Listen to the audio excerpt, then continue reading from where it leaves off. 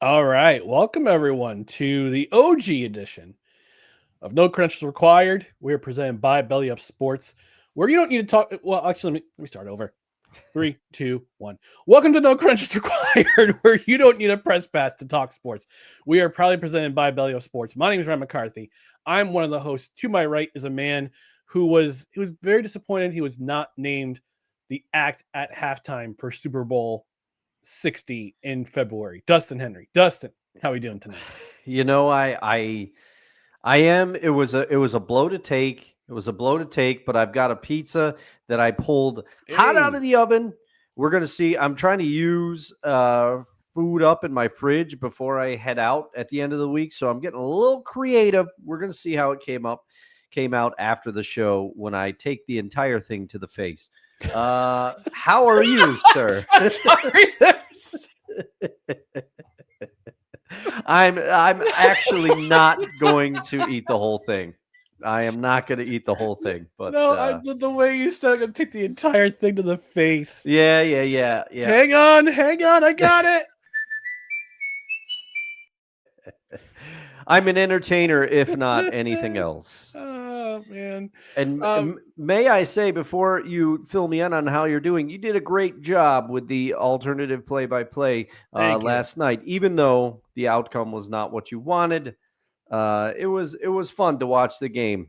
Yeah, Uh, yeah. I mean, it was fun to watch the game for you. It was not so much fun for me no, because I got a lot of things to.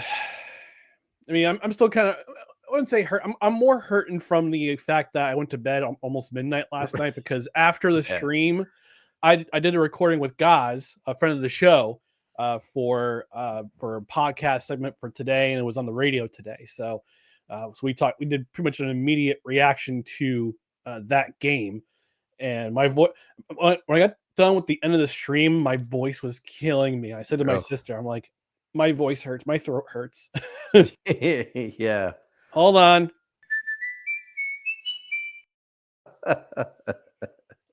I knew it was going to happen. I knew it was going to happen. Yeah. But no, but it was a good time. I had a great time in the chat. We had some good people stop by. Credhead stopped by. Had some new folks stop in. Scott stopped in on Twitter. Was talking about the Jets game with me, and yeah, it was painful, but at the same time, I like I like I like that. I like to do in the real time, somewhat real time reaction because again, I'm on Fubo, so I'm 30 to 60 seconds behind everybody else. Yeah. Yeah. So, but yeah, I mean, but it's a good time. Got a nice audience. We got a new subscriber, even though I put him in timeout because he called me goofy and asked me why I was a Jets fan. I'm like, I saw that guy. I was like, what's going and he on? still subscribed. And I felt bad afterwards. I'm like, I just totally put a new subscriber in timeout. You know. So He's like, hey, Goofy. yeah, hey Goofy, why you a Jets fan? I'm like, I don't have to Yeah. tell you anything. There's actually a short on it. Why don't you go check it out, Mister Mhm. Richard, or whatever your name is. But we're gonna get to everything in just a moment. We're talking about Week 4 of the NFL. What else happened in the NFL other than my Jets losing on Monday night? But in the meantime, we just want to ask you kindly to follow us on social media, on Facebook, Twitter, Instagram, and on YouTube. Just search for No Credentials Required. You also check out other podcasts and written articles at bellyupsports.com. On the podcast side, subscribe wherever you listen to podcasts, including Apple Podcasts, Spotify, Spreaker, Amazon Music, iHeart, TuneIn, Pandora, our YouTube channel, and our host, which is Podbean. And also hit that notification bell on Twitter and on YouTube so you know when shows go live, so you know about show announcements, and you know when show clips are up, which, by the way, I am going to make a video sometime this week. Um, I got a couple of unpacked cards, baseball cards, unopened No. packs for my birthday. I got a couple of them from my friend Dave, who was in the chat last night. So he stopped by today, gave me a fermenter, so I can start making my beers soon. Oh, here we go. Here we go. And I'm gonna be doing a beer soon, but he gave me a fermenter for absolutely for free, just out of the kindness of his heart. So thanks, Dave, if you're watching. I'm gonna do a separate video. He's like, you should do a video on that. I'm like, yeah, I'll do an unpacking. I was gonna do it tonight, but like I said, I want to kind of keep this show condensed because it's all about football. We're focusing on football, and these are baseball cards. So I'm going to do a separate video. Yeah. Which, hey, wild cards start today. Postseason starts today. So Yankees are playing right. Our Yankees are playing right now, which I have to play as PSA. Have to play as PSA because Yankees are playing Boston. Gotta play it. The following is a public service announcement from Wise El Jefe. Boston. This has been a public service announcement from Wise El Jefe. Thank you, Wise. Friend of the show, Wise El Jefe. All right, we're gonna get to let's go to the comment section first because we have a very active comment section tonight so far. Oh yeah. Desi, as always, stopping by saying sports ball. Julie from Michigan saying hello, gentlemen. Dan Cruz from the Time to BS podcast and Seahawks sessions and BS sessions saying greetings, lads. I'm making homemade chicken quesadillas because Kevin annoyed me. I did it last night, Dan, and I almost took a picture and sent them to you guys, but I didn't want to do it because it wasn't my A game. They tasted good, but they didn't, presentation wise, they didn't look good. So I was like, I only got to send the A game, but I had the same idea as you, and I was gonna be like, does this beat Chili's, Kevin? Oh man, go check out the show if you don't know what we're talking about. That was on Friday Seahawks sessions. Getting compliment from Dan saying, well done. Desi saying it was fun watching Ryan, but the result of the game was painful. Yeah, it still hurts today. Still hurts a little bit today, but hopefully by tomorrow I'll be better, especially if the Yankees win tonight because it's a 3-game series, best of 3, and getting it's Max Fried and Garrett Crochet tonight. So we've already had a brilliant pitching performance already today because Julie notes in the chat Tigers won. Mm-hmm. Indeed, they did. Dizzy saying Dustin is the ultimate performer. He also said I have a chance to make him a Tide fan, so it's been a good day. And I did say that. I did put a little bug in Dan's ear because he says I should do that for Seahawks games. Good idea. Yeah. So Dan, you definitely want to hydrate and get some throat drops because my throat was killing me. My voice was killing me afterwards. And again, I had to do an extra 45-minute recording afterwards. So I'm a little tired. My voice is a little tired, but yeah, I'm ready to talk some football tonight. I mean, I was quiet most of the day because I was off the phone. So, oh, that's good. That helps. He also says, too much throat action. We're 10 minutes in. We've had 3 of those. Yeah, and I feel bad because I kind of went into a Chris Collinsworth type laugh there. I'll try to keep that in check for the rest of the show. Now here's a guy. That guy on Instagram kills me. The one I've been sending you where he does. Yeah. Which I forgot. Rate, review, comment, 5-star rating, review, leave a review on Apple Podcasts, Spotify, or Apple Podcasts, Good Pods, Podchaser. Leave a comment on Spotify, and this will be replayed on the Belly Up YouTube tomorrow at 3 p.m. So leave a comment. Tell us your biggest takeaway from Week 4 of the NFL. Who is your most disappointing performance? Who is your yay performance? Who are you rooting for? And again, comment section always available. It's chime time, Dustin. It is. It's a little late, but always on my mind. It's chime time. Yeah.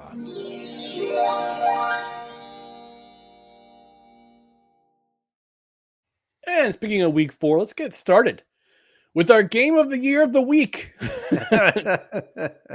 This is the segment formerly known as Most Entertaining Game, so we've renamed it Game of the Year of the Week. And Dustin, I'm going to have you start off with your Game of the Year of the Week. Okay, and I will admit, Ryan and I are always transparent on this show. It was my mother's birthday this past weekend, so I was out doing family things. Tracy and I always get together. My sister and I, we always get together on Mom's birthday. We honor her a little bit, celebrate her. So I didn't see as much football as I wanted to, but family's more important. Absolutely. So I had to play some catch up. And to me, there were no games that really jumped off of the page with the exception of the one that you picked, I feel like. But also, I would have picked a different game for this had the result been different because I saw that game. I was thoroughly entertained by that game, although defense, that left something to be desired. But other than that, the game that I'm going to pick had a little bit of the Kaiser Soze effect that I discussed last week. Ooh. It had a good finish. It wasn't entertaining from start to finish, but But this game, in my opinion, was an entertaining one because it was a back and forth battle. And I thought the Colts, they Daniel Jones does throw some interceptions. He did throw some interceptions in this game, so it was probably his worst game as a Colt. But they were still in the game, and were it not for a play by Adonai, what are you doing? Keep the ball in your hands until you are in the end zone. That was an amazing catch, amazing play. He pulled a Malachi Corley. He did, or a Deshaun Jackson, if you will, as well. But keep the ball in your hand. But other than that, I felt like the Rams didn't exactly blow the Colts' doors off, which I kind of had a feeling was going to happen. And Jonathan Taylor continues now 76 yards, I think, from memory, but he had a touchdown in this game, and he ran hard. Jonathan Taylor is proving again. He's kind of saying, don't forget about me. I'm still about a top 6 back in the NFL right now, especially with the start that some other running backs have had around the league. But man, I was thoroughly entertained by this game, and say what you will, no one can stop Puka Nacua. He shredded them. And as long as Matthew Stafford's back holds up, which is a big if, the Rams are still going to be somebody to deal with. And Devontae Adams, I think, is starting to find his rhythm with Matthew Stafford. He had another catch in this one, another touchdown, another great catch. So I just enjoyed this one when I was playing catch up. Was it entertaining all the way through? No, but it had a good finish. The Colts tried to fight back. The Rams were able to hold them off. And the outcome could have been different despite Daniel Jones' 2 interceptions, were it not for that boneheaded play. Yeah, Adonai Mitchell, I'm surprised he's still with the team. And that was a bonehead play. I thought for sure. And it was a great pattern, great catch and run. And then he just starts to celebrate too early. Ball goes, oh no. And goes to the back of the end zone to touchback, man. And if you're a Colts fan, you were in your feelings for a while. I know one of my very good friends, that's a great friend, Joe, he's a Colts fan, and I'm pretty sure he was throwing something at his television on Sunday after he saw that play. Oh man. Julie from Michigan saying Browns were sloppy and Lions got 10 points off their turnovers. They certainly did. Yeah. They'd say the Lions are back. Yeah, I think they've rediscovered their mojo. Although I will say, Quinshon Judkins, he looks like the real deal for the Browns. Yeah, he does. That's for sure. All right, my game of the year of the week was Eagles Buccaneers. And I have to ask Buccaneer fans, how many cardiac events must you have experienced over the course of the month of September? Because week 1 came down to the final minute. Week 2 came down to the final seconds. Week 3 also came down to the final seconds. Now you're in week 4. And you're playing the reigning defending Super Bowl champion Philadelphia Eagles. You're both undefeated in coming into this game at Raymond James Stadium. And from the onset, it looked like the Eagles were going to be winning this game going away. 24-60 at the half. One of those, the first series of the game, the first drive of the game for the Buccaneers ended in a blocked punt, which was returned for a touchdown by the Eagles. And I had them in my fantasy league this week. I did not have them in my fantasy league last week when they got the 2 blocked field goals, but I had the blocked punt. So, but I still lost my fantasy matchup. I'm now I've lost 3 in a row. Anyway, getting back to this game, and the end of the half was the half ended. The first half ended with Chase McLaughlin ending it with the longest outdoor field goal in NFL history. He had a 65-yard field goal at the end of the half. Remember, I've said in this program, a 70-yarder is coming in the regular season. I feel it coming around the corner. Mark this down. Mark this day. Remember this date. September 30th, 2025. We're going to have a 70-yard field goal sometime in the near future.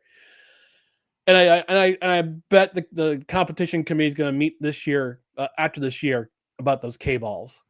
I'm betting. Yeah. I'm betting. So we've seen more 50-yard field goals, more 60-yard field goals. It'd be good with distance. I mean, this one kind of just went slightly over the bar, but just Chase McLaughlin's got a leg. Yeah. Yeah. And you get kickers like Brandon Aubrey, who I think right now probably has the most powerful leg in the NFL. And you're thinking to yourself, if 70 is possible with the K ball, are we going to look at 75? You know, like where does it stop? Yeah, exactly. Second half was a different story. It was a much different story. Buccaneers used the long ball on 2 different drives in the third quarter. Baker Mayfield had 2 70-plus yard passing plays, one to Emeka Egbuka, who filled in very nicely as wide receiver 1 for Mike Evans, who did not play in this game.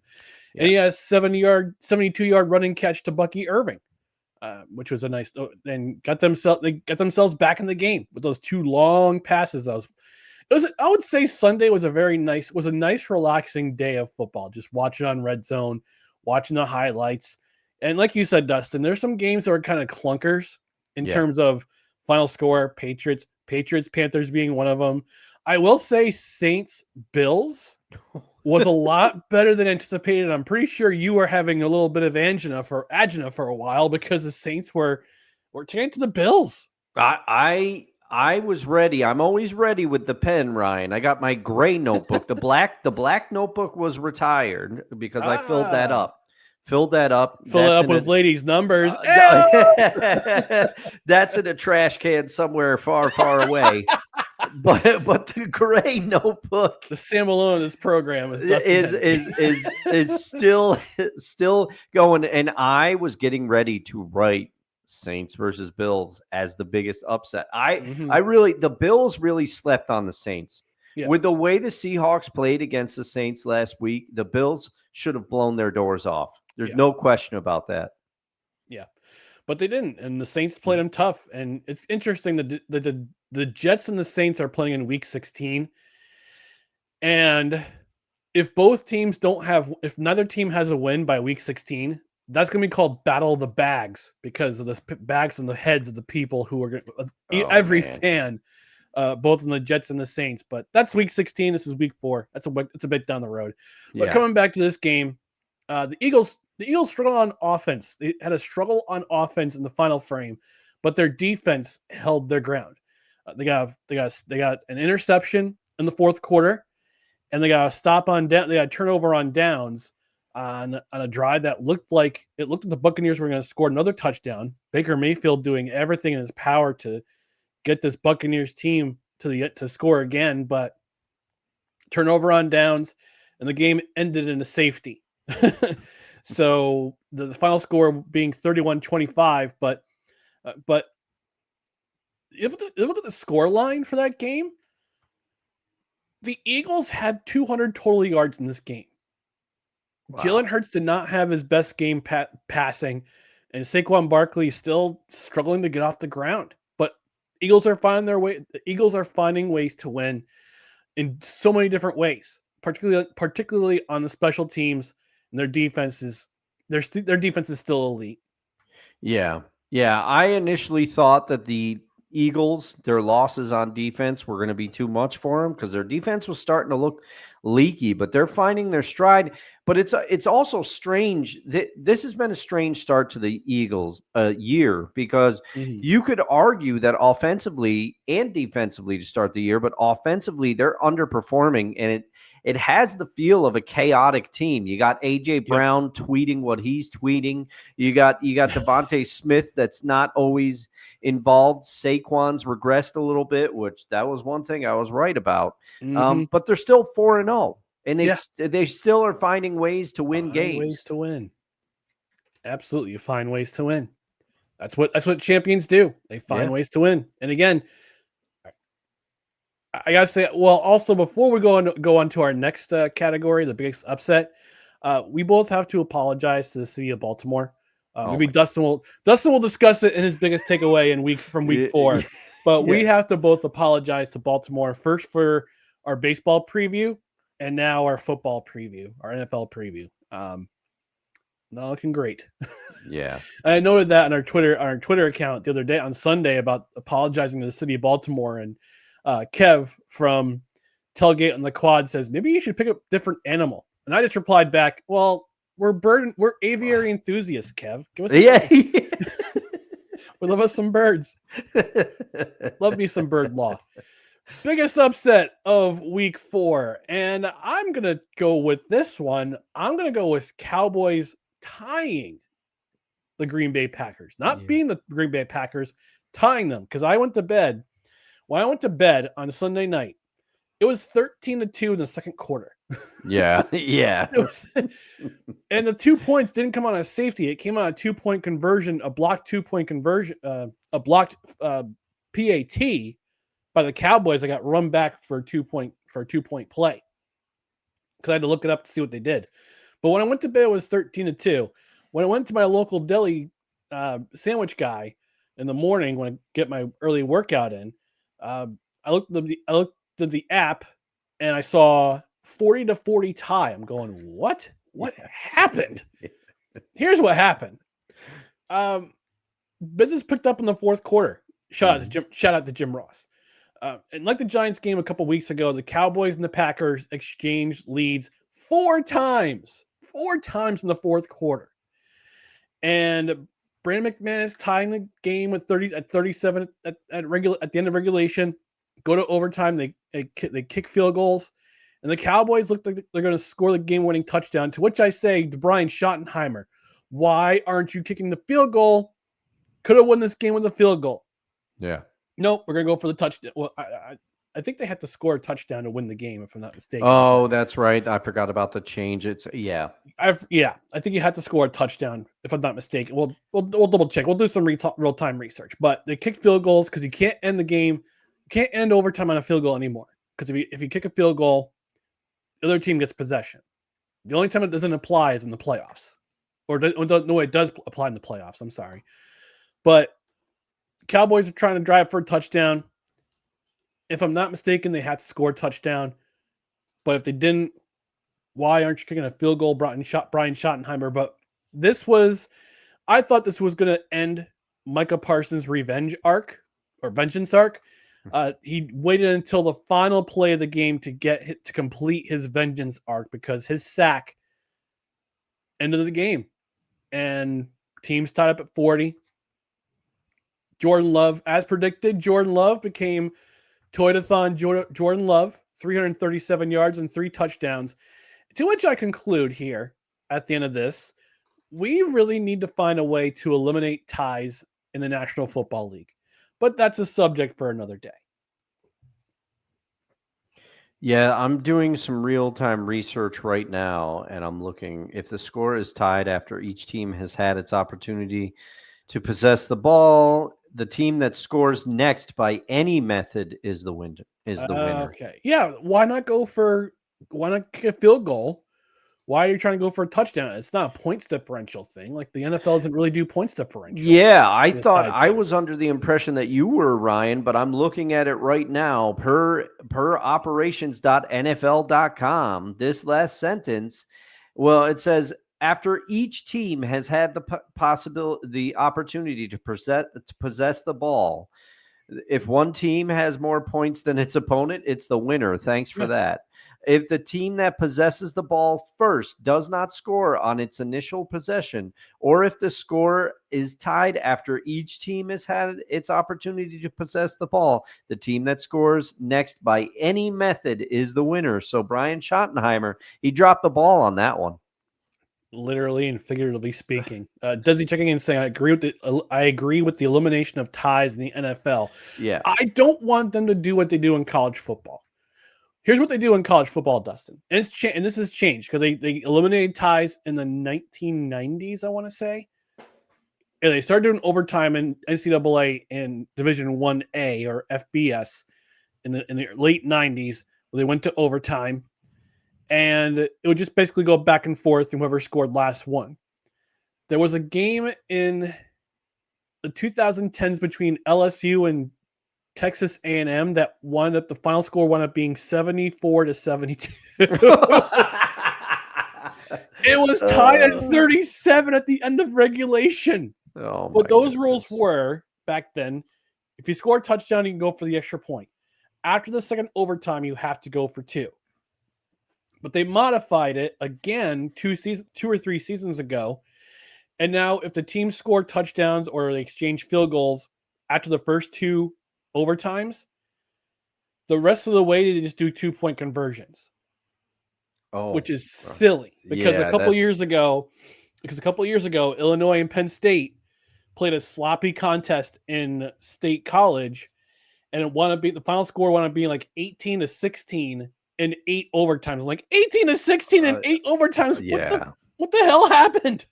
Yeah, that's ridiculous. They exchanged. Neither team scored in the first 2 overtimes. Then it went to 2-point conversions. And Illinois got more 2-point conversions than Penn State, and Illinois won that game. It's silly. It's just so silly. That is silly. I mean, but we gotta figure out a way to prevent the ties. Let's put our head together, because the ties, like I said, I would have picked this game had it not been, because I was doing the same thing. You ever do the thing, Ryan, where you're watching? I'm like, all right, I didn't see most of the games today. I'm watching Sunday Night Football. I sit down and I'm like, this game is a clunker. So I'm like scrolling on my phone. I'm kind of like half paying attention, taking notes. Mm-hmm. Next thing I know, the teams start scoring back and forth. Say nothing of the defenses. The Packers defense should be a big disappointment because they're supposed to be good. They couldn't stop a Dallas Cowboy team worth a darn. Okay. This was, man, both these defenses. I mean, we know the Cowboys defense is bad, with apologies to you, Coach Flus. Don't think I forgot. But this tie made it so anticlimactic. Neither team is happy with this. Nope. Absolutely not. Because for Green Bay, they're now half a game back of Detroit for first in the NFC North.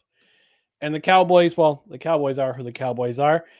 And they play my New York Jets next week. So and MetLife will be filled with 65 to 70% Cowboys fans. So great job, Jets. Being 0-4.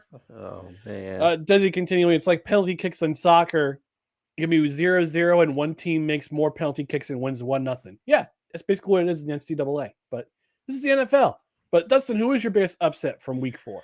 My biggest upset for me, it's got to be one game. The New York Giants beating the LA Chargers. Man, you can say San Diego. Say San Diego. I really keep screwing that up this year. But the Giants beating the 3-0 Chargers. The Chargers downed some big opponents this year, and it's why they're in the driver's seat still. I know a lot of Chiefs fans are going to come out of the woodwork and say our team has found its mojo. We will see. I think the Chargers will have something to say about that, as Ryan predicted. But it's weird because if you look at the stats to this game, and like I said, I had to play catch up this week, but I did see a lot of this game. Jackson Dart, there is no denying he brought a spark to this Giants team, primarily through his legs. He had 111 yards, 13 for 20, and a TD. He did not throw a pick, but his legs are what really brought a spark to the Giants, I think. I mean, there was one play on a third down that the Giants needed. Jackson Dart ran forward, got absolutely clobbered, and then his second effort was what got him the conversion. I mean, if I'm the Giants, you got to figure out a better way to prevent Jackson Dart from taking these hits, because I mean, some of these were big.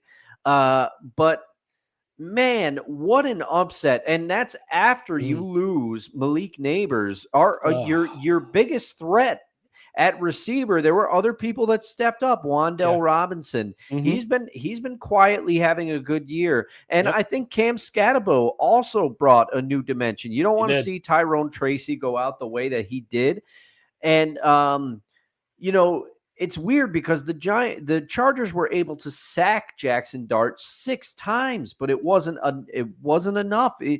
he still ran for 54 yards, and the Giants defense, indisputably the strong point of this team. Absolutely. They were able to get in Justin Herbert's face and kind of fluster him. It wasn't a dominant performance by then because, they only got to him 2 times, but they did pick him off. They were opportunistic. Yep. They picked him off. Dexter Lawrence picked him off and almost ran it back for a touchdown. A thick 6. We almost had a thick 6. Yeah. Yeah. And then the other thing was the other sack. The Chargers were driving to try to tie this game, and Brian Burns, Spider-Man, went out there and got a huge sack on Justin Herbert. Herbert lost 16 yards on the play, so that was big. Mm-hmm. And I mean, Omarion Hampton, he was able to run all over the Giants a little bit, although a lot of his yards came on 2 long plays, but we're going to get to him later.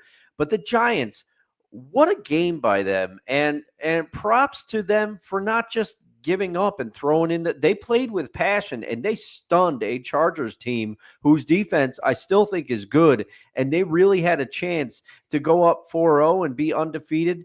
Shout out to the Giants for coming up with a big win, but find a way to protect Jackson Dart a little bit, and also talk to him about you love his drive, you love his passion, and his willingness to put his body on the line. But we don't need these injuries. I heard some of those hits; they were big ones. Yeah. And Connor Hughes was noting on Twitter that Brian Dable said that Jackson Dart was the last to leave the locker room because everything was after the adrenaline wore off. Yeah, he was definitely moving around slower than he did in the locker room. By the way, we've got one of our OGs in the chat. We got to shout out our tribal chief. The following is a public service announcement from Wise El Jefe.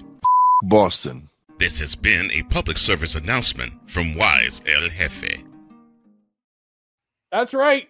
Our tribal chief is in the chat. Says, hello, gentlemen. I arrived at the right time. And talking about my Giants, and he's going off in the chat about his Giants. And I just noticed the score for the Yankees is 1-0 top 5. Yeah. And Max Fried's having a good day. And he says my boy needs to learn how to slide. Yes, he does. And we mentioned F Boston. He says even more tonight. Absolutely, for the next 3 games. Absolutely. And Desi's saying, "Hey, Wise," in the chat. And right, I know Russ has been benched, but he can teach Jackson Dart how to slide. Yes, right, because he played baseball. Yep. I think he retired as a Yankee. All right, we're gonna get to before we go to our commercial break, our biggest disappointments from this week in the NFL. I got 2 of them. Actually, no, you lead off. I let off last segment. You lead off. My bad. I got 2 of them, but I'll let you go first. All right. So my biggest disappointment is it's got to be, and I felt bad. I did not want to pile on. Okay, I originally had somebody else picked for this, but he has an injury. Who knows if he got injured during the game? But I have to talk about Geno Smith, and this is not trying to gloat about the fact that Geno is no longer in Seattle and Sam Darnold has gotten off to the start that he's got. I still love Geno. They wrote me off, but I ain't right back though is still one of the best quotes. I love what he did for the Seahawks. He racked up a lot of yards for a few years. But the Achilles heel for Geno Smith, even the new and improved Geno Smith, has always been interceptions, particularly in the red zone. I was very vocal about that last year, and it cost the Seahawks a shot at the division last year because he threw multiple red zone interceptions against the Rams. And moving and reuniting with Pete Carroll in Vegas, I had high hopes that the Raiders would at least be competitive in games because I said, mark my words, Geno's going to provide better quarterback play than they've had in a while there. But so far it hasn't happened.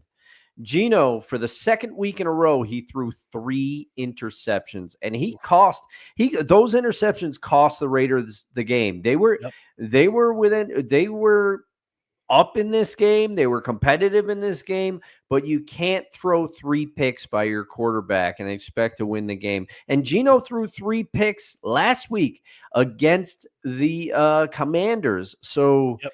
this is a bad pattern. He's got to shake those interception issues. And the thing is, I think he's got something like, and I'll have to look this up to double check, but through 4 games, he's got 8 picks. It's not good. It's not good, Geno. I thought you would be better in Las Vegas. I made a big deal of saying it. I was disappointed when the Seahawks jettisoned you and allowed you to walk. And I thought reuniting with Pete Carroll, you'd be good to go. But this has not been the start that Geno wanted. No, and this is not the start the Raiders wanted out of him either, because he's supposed to be a veteran presence. He's supposed to be, I don't know if you want to say a bridge quarterback. Yeah. Because they have Aiden O'Connell and they have Kenny Pickett. Oh, I forgot about Pickett. They traded with the Browns for him. So I got 2 disappointments here. My first one is with Robert Saleh, former New York Jets head coach, now back as DC of the San Francisco 49ers, which I gotta say, didn't he learn anything about providing bulletin board material to your opponents or to the media? Because he did this in New York with the whole I got receipts conversation with the media.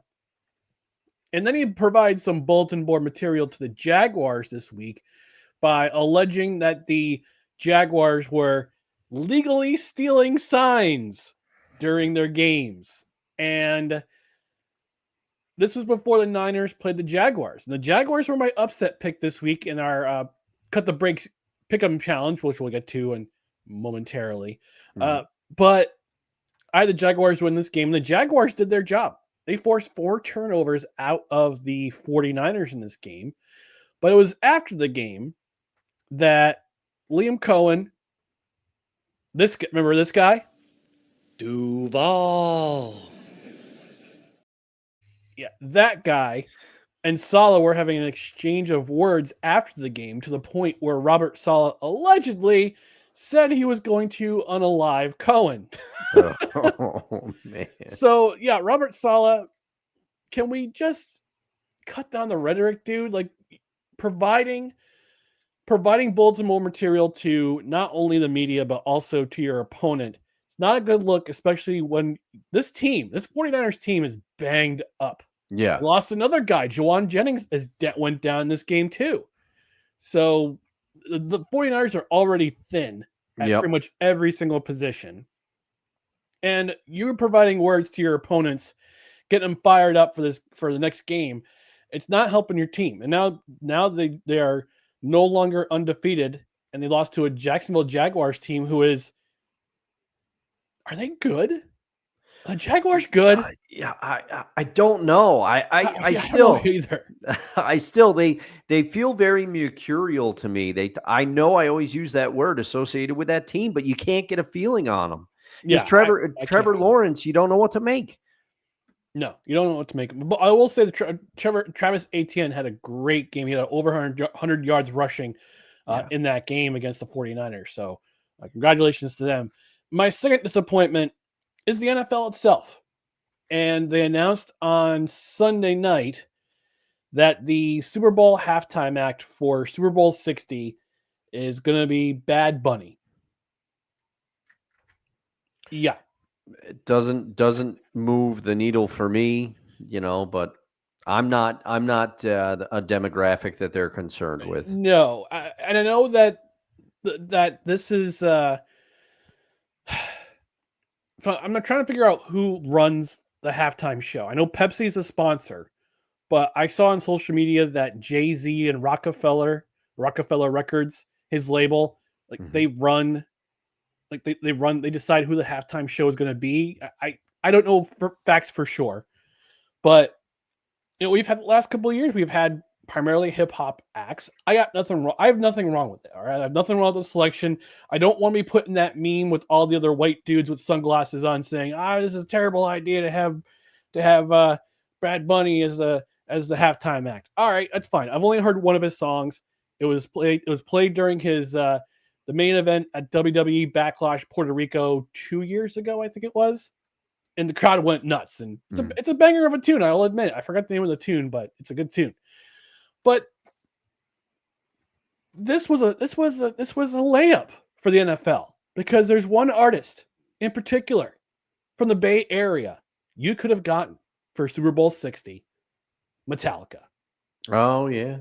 Yeah. I looked at their website to see if they were touring in February. They're not February in tour. They're not touring in February.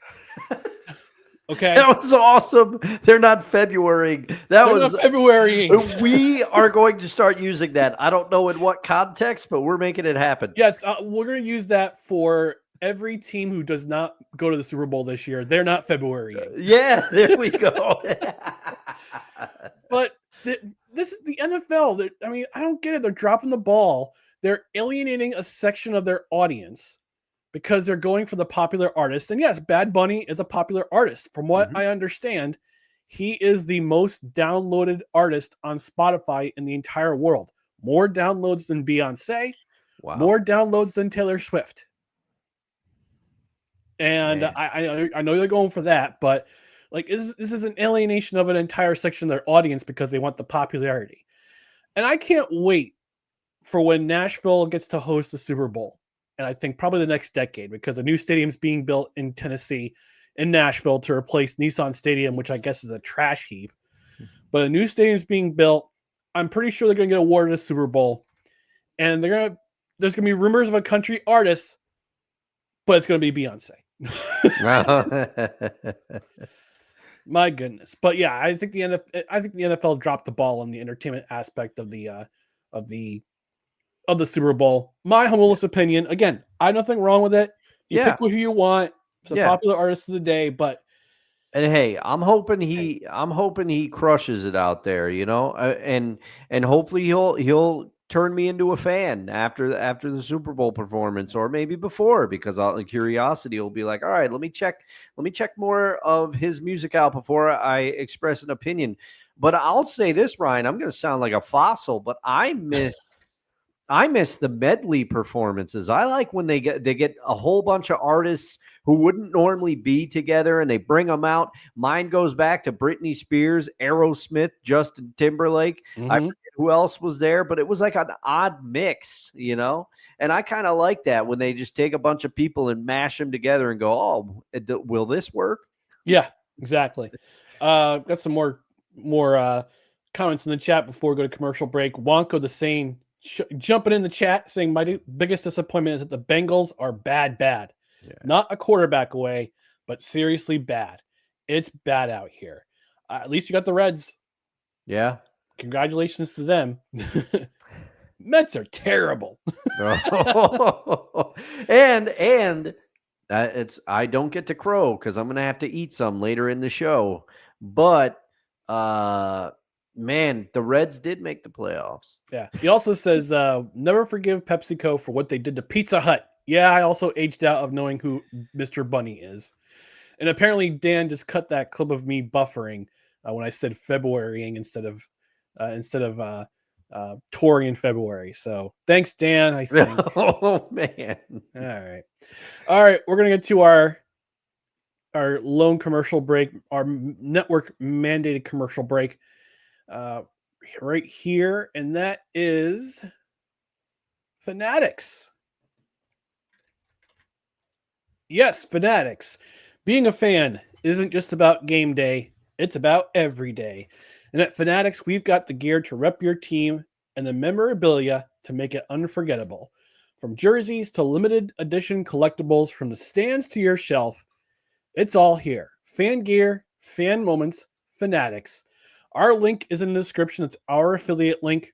You can order your merch on Fanatics through, and you help out our show just a little bit because we make a little bit of money back from every sale of your merchandise, whether it be NFL, NCAA. I'm pretty sure there's going to be an Alabama shirt in your future from Desi, Dustin. NHL, puck drop next week. By the way, super show for Belly Up Sports Hockey on Sunday night.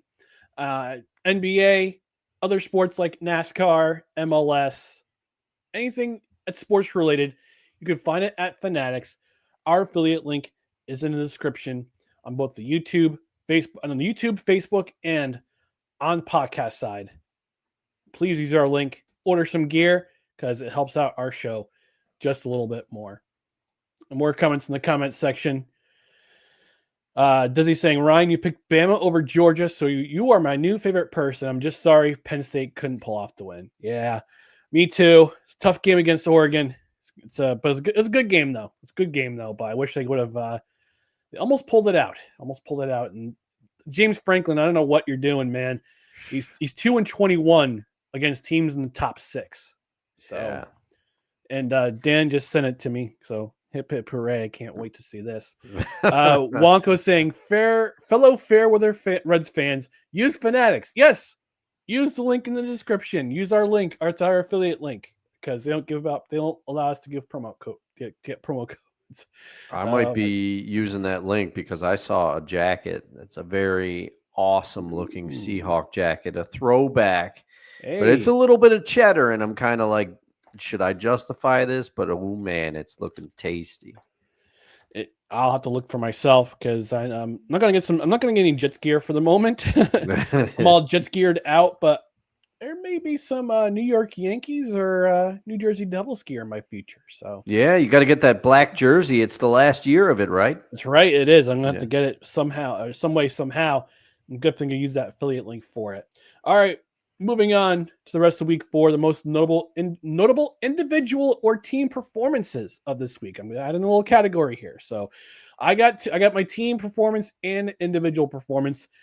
Team performance, it's these guys. Duval. Defense. Their defense forced 4 turnovers, sacked Brock Purdy once, and limited run CMC to 49 yards rushing in their win over the San Francisco 49ers in Santa Clara. They currently lead the league with 13 turnovers. They have a plus 11 turnover ratio right now. It's incredible. They're playing incredible ball right now. Like I said, I had to ask the question: are the Jaguars good right now? I would have to say yes.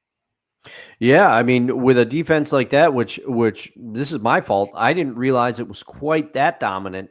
And also, but I have noticed the running game. You know, if the Yankees heard you to surge into the playoffs, they must have heard the Jags. Trevor Etienne specifically must have heard me, or Travis Etienne. Apologies, must have heard me specifically when I said I didn't know if he'd be on the team because he is running the heck out of the ball for the Jags right now.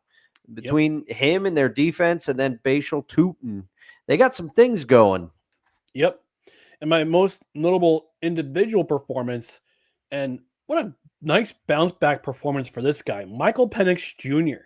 20-26, 313 yards, 2 touchdowns, 2 passing touchdowns, quarterback rating of 126 in that win over Washington at home. After a terrible week against the Carolina Panthers, they bounced back and they get a nice win over a Commanders team that's been kind of disappointing so far this year, to be honest. So, but yeah, nice bounce back performance from Michael Penix Jr. with 2 passing touchdowns, very efficient passing percentage, 20-26. It's let me do the math right here. Real-time math, folks. Real-time math. Ryan and I have never been that great at math. 77% completion rating. That's pretty darn good. Well, I mean 76.9, but rounded off 77%. So accurate, very efficient day for one Michael Penix Jr. Dustin, your most notable performance, either team or individual.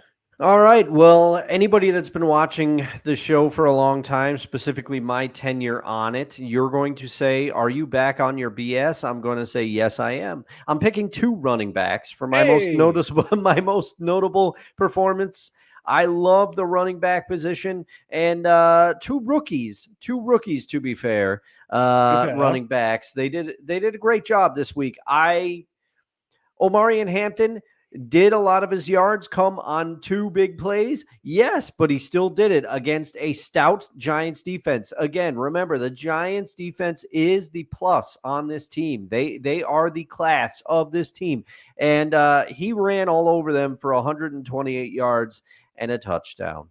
Okay, Omarion Hampton, he has seized the role since Najee Harris left with that terrible injury. His season is over. Omarion Hampton has the full grip on the role now. He's looked every bit the starter that he was projected to be in this game. And the next one, as disappointing as Geno has been, the Raiders were getting raked over the coals for taking Ashton Jeanty as high as they did, specifically because their offensive line has not been good, and people were saying he was a wasted pick. People were already starting to call Ashton Jeanty a bust. When some factors are outside of his control, how you can call somebody a bust 3.5 games into their NFL career, 3-4 games into their NFL career is beside the point with me. Well, he showed why the Raiders wanted to draft him, specifically Pete Carroll. We know this is a Pete Carroll type pick. But Ashton Jeanty, this week, he looked very good. 138 yards for a touchdown. So maybe he started to find his footing, and his Michael Myers stance was back in this game. So that was nice to see. He got those 138 yards on 14 carries. I'm not going to sit here and do the math, but the average is pretty good on that. So those are my guys. I'm back on my BS. Running backs, baby. Yeah, Ashton Jeanty, almost 10 yards a carry. So Yeah. Now, by Michael Myers, do you mean like Halloween Michael Myers or Austin Powers Michael Myers? Oh man, yeah, baby. Yeah. Let's get an element for that. Yeah.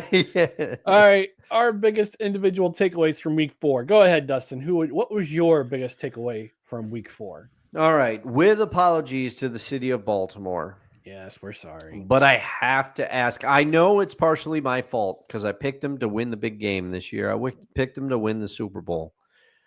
But also, how much time are we gonna let pass until we start putting fault at the feet of John Harbaugh? Is John Harbaugh on the hot seat in Baltimore? Because I think he should be. Okay. He has been the coach there for 17 seasons. Since 2008, and in the NFL, that may as well be 100 years. He's been there forever. He's done a lot of winning there. He won Super Bowl 47, but guess when that was? That was 2013. He's taken the team to 4 AFC championships games, but he's only won one of them. He's won 6 AFC North championships. That usually means that you at least have a chance at playing a home game for the playoffs.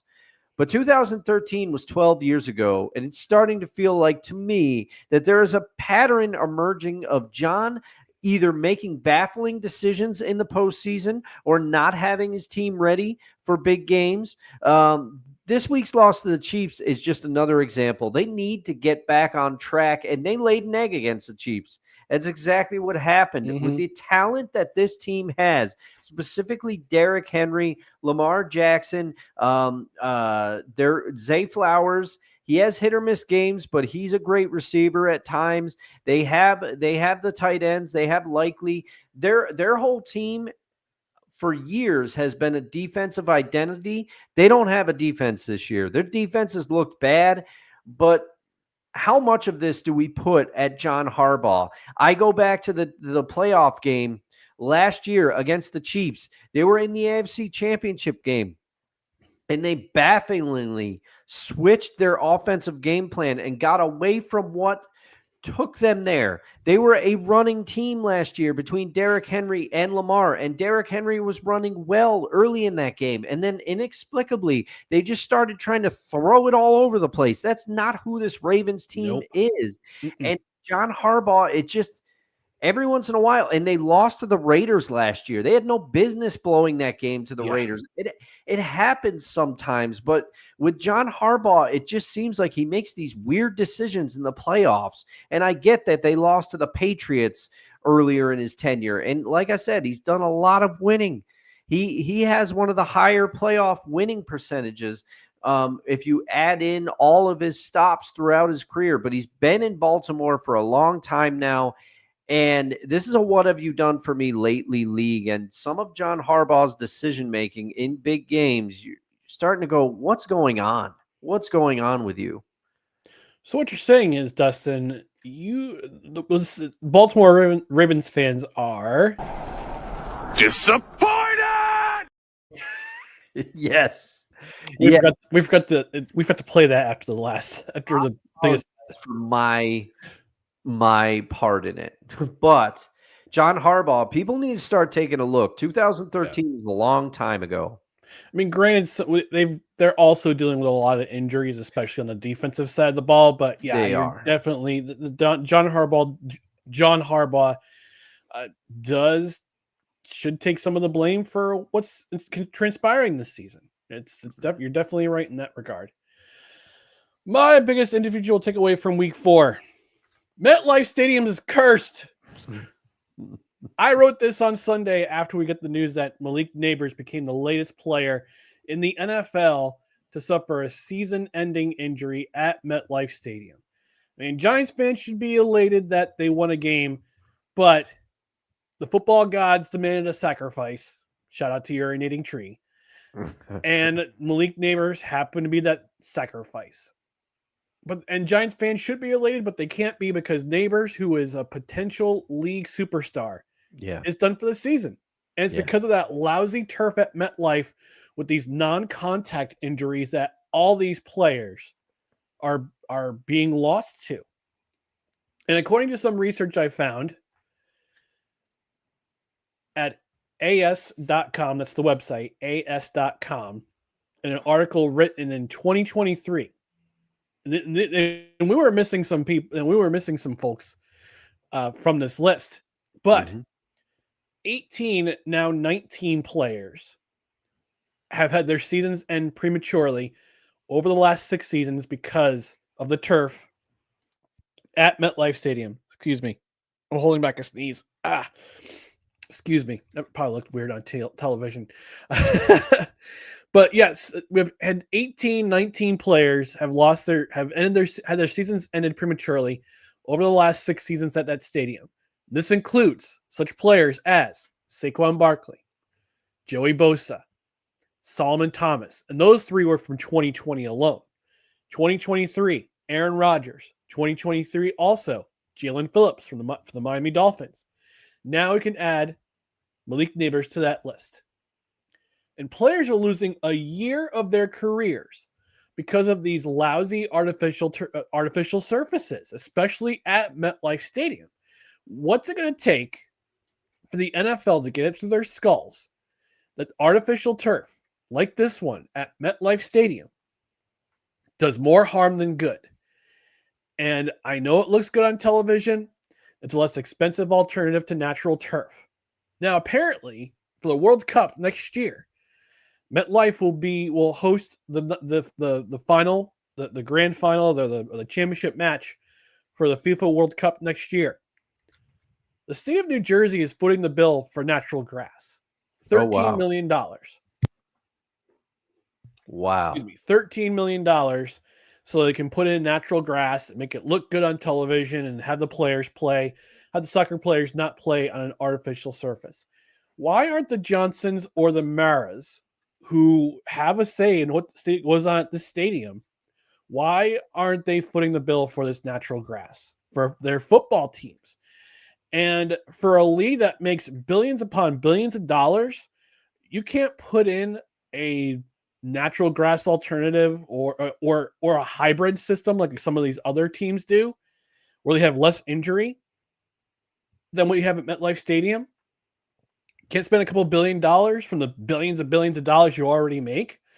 And it's really, and what's really mind-boggling is that the Players Association hasn't provided much more pushback than usual. I mean, after this game, I'm hoping that somebody from the NFLPA is going to speak up, whether it be a player representative or one of the executives, and say, look, NFL, players are losing a year of their playing careers. And the NFL, the average career in the NFL, the average playing career in the NFL is short. There's a reason NFL does stand for not for long. Remember, it does. That's the abbreviation. No Fun League, National Football League, not for long. Average career is 2 to 3 seasons, and you're already losing a year, a season, one season because of a non-contact injury due to this lousy turf at MetLife Stadium that is taking the turf monster. This turf monster has taken more souls at MetLife Stadium than probably any other stadium in the National Football League. And that's not hyperbole. 19 players losing a season of their careers because of that turf. And there's got to be some sort of alternative. There's got to be some sort of compromise the league and the NFLPA can come to, either the next CBA or the next year, where the league can mandate natural turf surfaces. Phoenix, Glendale, State Farm Stadium, it's a dome stadium. It's a retractable roof stadium. Mm-hmm. You've got natural turf that can swap in and out. Like, why can't we do this for all the other teams in the league?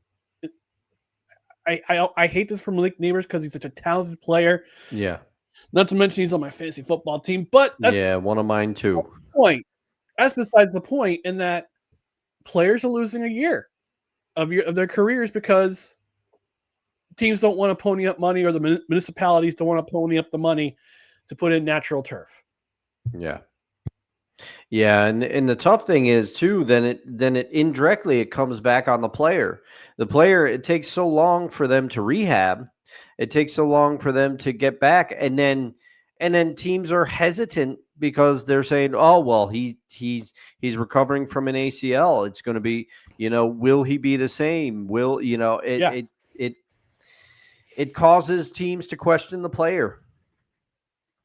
It does. And what we saw last night in the game between the Dolphins and the Jets, that gruesome injury that Tyreek Hill suffered, but that was on natural turf, and that was just a freak. That was just a freak incident, which again, I'm not a Dolphins fan, but I always feel for a player who suffers a catastrophic injury like that. But again, natural turf compared to artificial turf, especially at MetLife Stadium, which is already an air conditioner, already looks ugly aesthetically, and now players are having their careers taken away because you're too cheap to put in natural grass surfaces or create some sort of system or create some sort of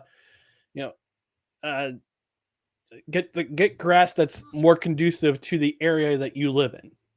I wrote an article about this a couple of years ago on Belly Up Sports. I might post it somewhere, either on our Twitter or Facebook or my personal Twitter channel, about what happened with the Aaron Rodgers injury a couple of years ago. Because it's unfair that these players to suffer a catastrophic injury. And when we talk about player safety all the time in the NFL, we talk about head injuries. What about non-contact injuries that take away a year of players' careers?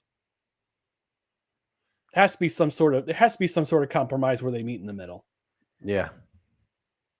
Yeah. All right, now to wrap up the show, we got 2 segments left. Let's go with a lighter topic here. Let's talk about our Cut the Brakes Pick'em Challenge. Because I cut the brakes! Wild card, bitches! Yeah! What?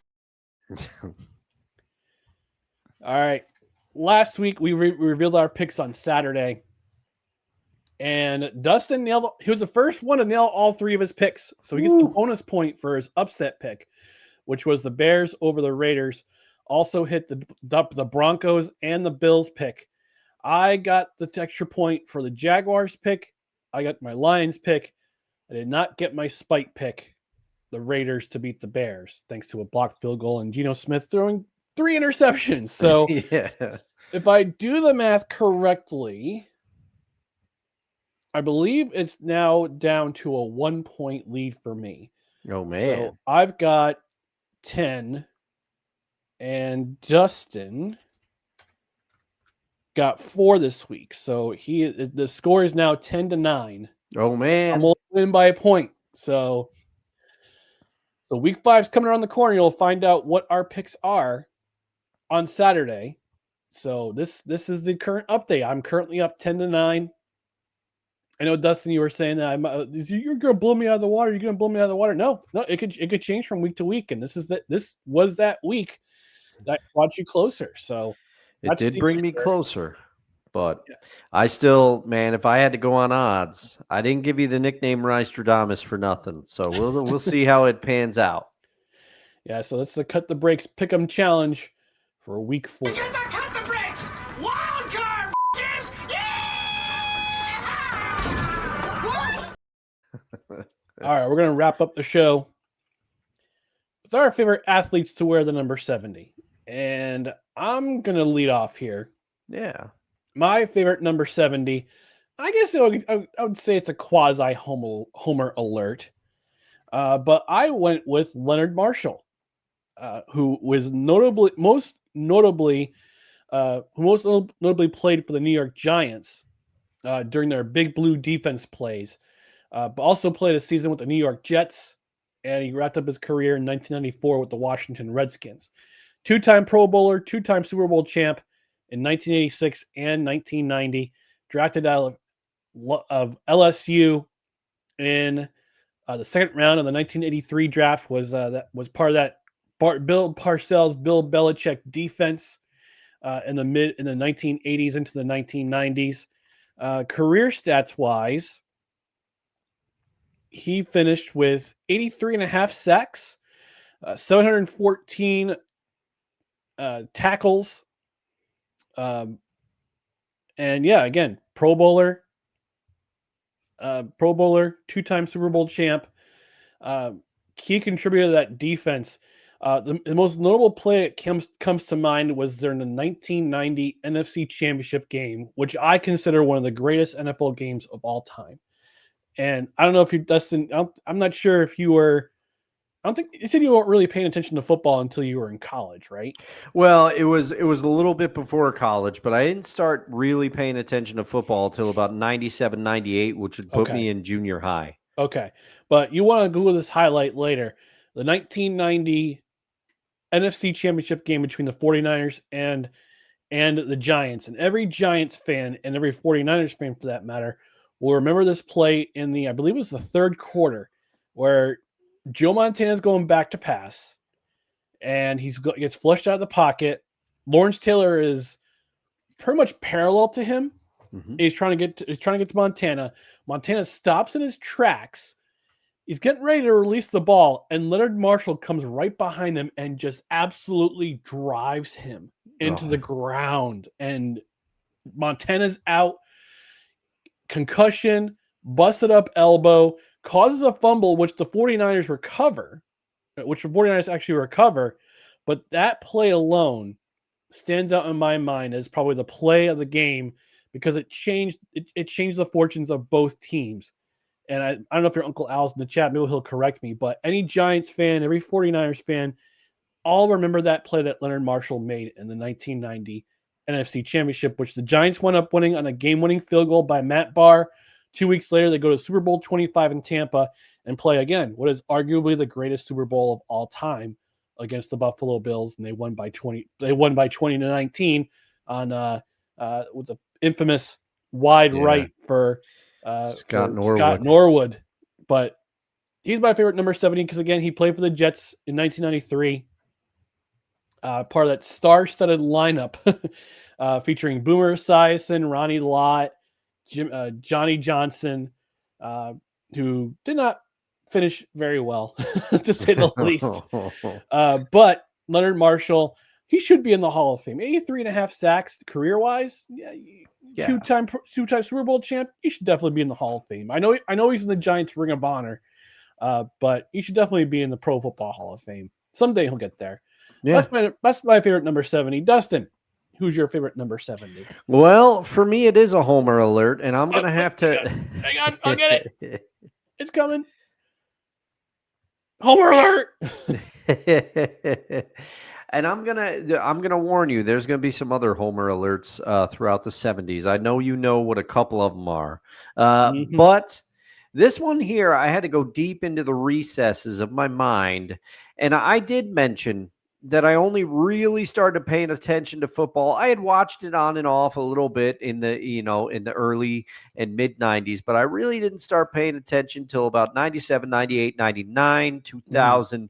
The Madden football games got me in, and this is a person that I still remember from those late 90s / the very early 2000s, the Mike Holmgren Seahawk era, the very beginning of it, as a matter of fact. Michael Sinclair, defensive end. He's got 73 career sacks himself.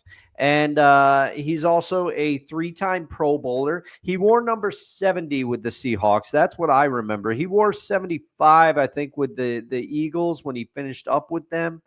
But he was drafted by the Seahawks in 1992. He kind of had some injuries, which some people argue he could have been better, if he didn't have the injuries. But a successful playing career in my mind, and he's somebody that I remember from those late 90s, early 2000 Seahawk teams. And he actually won a little bit as a coach in the CFL. He went up and coached the Montreal Alouettes, I believe, on Mark Trestman's staff.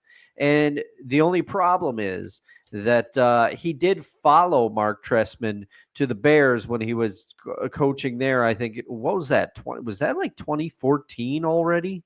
Was that long ago that Mark Trestman was coaching the Bears? I think Mark Trestman started coaching the Bears in 2011, but let's look it up just for kicks. Yeah, something like that. All right, let me look here. Oh, I'm looking.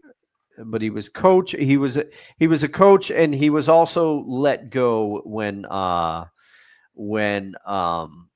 Trestman was 2013 and 2014. Okay, yep. So, but he did win a little bit in the CFL as a coach, and like I said, he's just somebody that I remember from those Seahawk teams where I really started watching, and I remember thinking to myself, "Oh, he's pretty good." Yes, Michael Sinclair was a defensive line coach with my Montreal Alouettes. There you go. In 2009, 2010, when they won back-to-back Grey Cups, and was the assistant head coach and defensive line coach with the Saskatchewan Roughriders in 2013 when they won the Grey Cup at home. Hey, I'll have to maybe ask friend of the show, Rod Peterson, if he has some Michael Sinclair stories, because he was their play-by-play broadcaster during those Grey Cup years. Ah, okay. As always, Desi chiming in with her favorite numbers.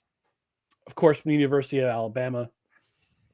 My favorite player to wear number 70 is Ryan Kelly. Started center at Alabama in the 2012 season, won the Remington Trophy, missed only 8 assignments in 1,012 snaps, and committed only 1 penalty in 2012. So, hey, there you go. Ryan Kelly. Wonka the Saint saying unofficial self-scoring. This is in regards to our cut the breaks challenge. He says unofficial self-scoring, but my best guess is I have -5 points. No, Wonka, you don't. You don't. And he also says thank you all. Good show, good time. Thank you for joining us, our friend. Yeah, always great to have you. Yeah, it's always great time to have you. We want to make a programming note here. I got stuff going on Saturday, so we're gonna pre-record Saturday's show tomorrow, and it'll be up for publishing on the Belly Up Sports YouTube channel at 10 a.m. Saturday morning. It'll also be on your podcast it'll be on your local podcast, your favorite podcast platform on early Saturday morning for your audio consumption. But we'll record tomorrow night. Dustin will not be here next Tuesday. He'll be in the mountains of Virginia. I will. But we should let you know.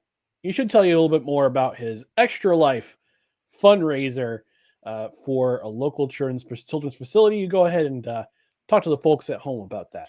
Well, I'll tell you when I won't be in the mountains of Virginia. It will be on November 8th. On November 8th, what are you doing, you might ask? I am streaming video games. I am trying to stream for 24 straight hours to raise money for sick children local to me, affiliated with the Children's Miracle Network of Hospitals. I am doing this as part of the Extra Life charity, and I am raising money specifically for the Bernard and Millie Duker Children's Hospital at Albany Med. This is my 8th year, I believe, 8th year doing this, and it's always a good time. And people have been very generous in the past. I always appreciate the support that I receive. If you're friends with me on Facebook, I've got a Facebook fundraiser going. I'll put up some links on Instagram or in Twitter as times get closer. And I can't believe it. We are a little bit more than a month away. It's a little crazy. Extralife.org. Search for Dustin Henry. You can donate if you see fit. And the money is 100% of your donation goes to those who need it. Extra Life does not take any out of the donation, nor does the Children's Miracle Network of Hospitals. So the families that need this money, it's specifically for sick children who are battling any type of illness. I started it because my mother passed away from cancer, and I thought to myself, nobody should have to go through that, least of all children. So it's one of my favorite events of the whole year. Ryan's always been very supportive. Join me on November 8th, www.twitch.tv and LDusto67. And I will be starting at 9 a.m. Eastern time. Hope to see you there. So he won't be joining us for the Saturday show then either. Yeah. But yeah, like I said, we're gonna pre-record this week's show. Again, Extra Life. Look for Dustin Henry. Twitch.tv/LDusto67. Are you gonna do some test streams? Yeah, I'll before the probably event? do. I'll probably do 1 or 2 more test streams before the event. Once I return from VA, I'll do some test streams. All right, there you go. All right, so Dustin won't be here next Tuesday. He'll be back here next Saturday though. So I'll try to find a fill-in host for Tuesday's show. Who will it be? I don't know. I haven't reached out to anybody yet. I'll figure it out. But I also one more programming note. Sunday at 8 p.m. Eastern, 8 p.m. Eastern will be our Hockey Super Show because next Tuesday, Puck Drop is here. I can't believe it. I know. And tomorrow's October already, but you want to join us on Sunday at 8 p.m. Eastern on Belly Up Sports on their YouTube channel, Facebook, and Twitter. We're talking puck. Right now, I'll be hosting alongside Brent Redlinski from the 1420 Sports Podcast and friend of the show as well. Mm-hmm. Hoping to get another panelist. Talk about the hockey regular season. I got the rundown ready. Just waiting for Puck Drop, which is next Tuesday.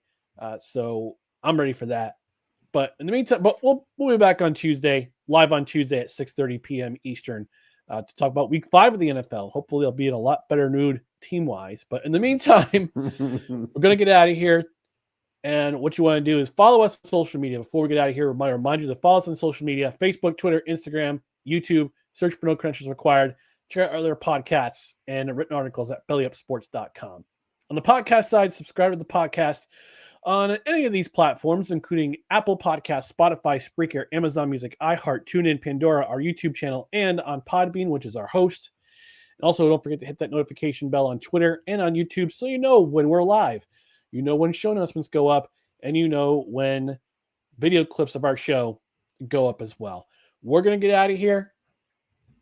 We'll be back on a pre-recorded edition of No Credentials Required Saturday morning on the Belly Up Sports YouTube channel and on your favorite podcast platform. But in the meantime, we want to thank you for joining us on this edition of No Credentials Required, where you don't need a press pass to talk sports. We are proudly presented by Belly Up Sports for Dustin Henry. I'm Ryan McCarthy. Dustin, you have a safe trip to Virginia. Have a fun trip to Virginia. Thank you. We'll see you next Tuesday. But in the meantime, we'll see you. We'll be here Saturday. Pre-recorded edition of No Credentials Required. Go ahead, join us there on the Belly Up YouTube channel. Leave a comment. Leave your comments there. And in the meantime, we're going to get out of here. Have a great night. And F Boston. Good night, everybody.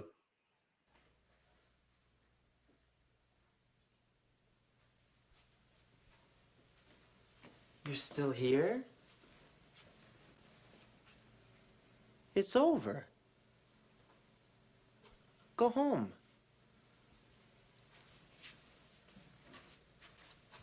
Go.